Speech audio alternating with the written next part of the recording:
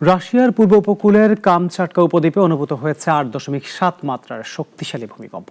এতে করে সুনামি সতর্কতা জারি করা হয়েছে অঞ্চলটিতে। এই ভূমিকম্পের পর যুক্তরাষ্ট্র, রাশিয়া, জাপান সহ 10টি দেশে সুনামি সতর্কতা জারি করা হয়েছে। বিস্তারিত ডেস্ক রিপোর্টে। বুধবার স্থানীয় সময় সকাল 8:25 ভয়াবহ এক ভূমিকম্প আঘাত হানে রাশিয়ায়। রিক্টার স্কেলে এর মাত্রা ছিল 8.8। মার্কিন ভূতাত্ত্বিক জরিপ সংস্থা বলছে, গত 14 বছরে বিশ্বে আঘাত হানা সবচেয়ে শক্তিশালী ভূমিকম্প ছিল এটি। এরপরই সাখালিন অঞ্চলের বন্দর শহর সেভেরোকুরিলস্কের ওপর আছড়ে পড়ে সুনামির একাধিক ঢেউ। প্রথম দুটি ঢেউয়ে বড় কোনো ক্ষতি না হলেও তৃতীয় ঢেউয়ের তীব্রতায় বন্দরের অবকাঠামো মারাত্মকভাবে ক্ষতিগ্রস্ত হয়। নোঙর করা বেশ কয়েকটি জাহাজ সাগরের দিকে ভেসে যায়।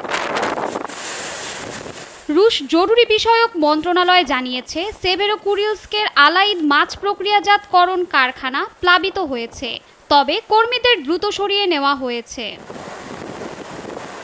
সুনামির আঘাত হানার আগেই উপকূলীয় সেভেরোকুরিলস্ক শহর থেকে প্রায় 2500 বাসিন্দাকে উঁচু স্থানে সরিয়ে নেওয়া হয়।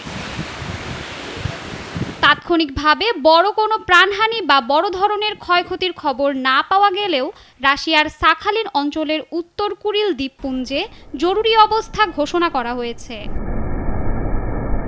সুনামির আশঙ্কায় জাপান, তাইওয়ান সহ যুক্তরাষ্ট্রের অঙ্গরাজ্যগুলোতেও সতর্কতা জারি করা হয়েছে। এর মধ্যেই জাপানে উত্তরাঞ্চলের হোক্কাইডোর হানাসাকি বন্দরে আঘাত এনেছে সুনামির প্রথম ঢেউ।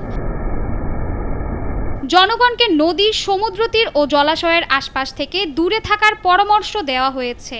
প্রাকৃতিক দুর্যোগের করাল থাবা থেকে জীবন বাঁচানোর লড়াইয়ে এসব এলাকার বাসিন্দারা দিন কাটাচ্ছেন পাহাড়ের উপরে অস্থায়ী আশ্রয়ে।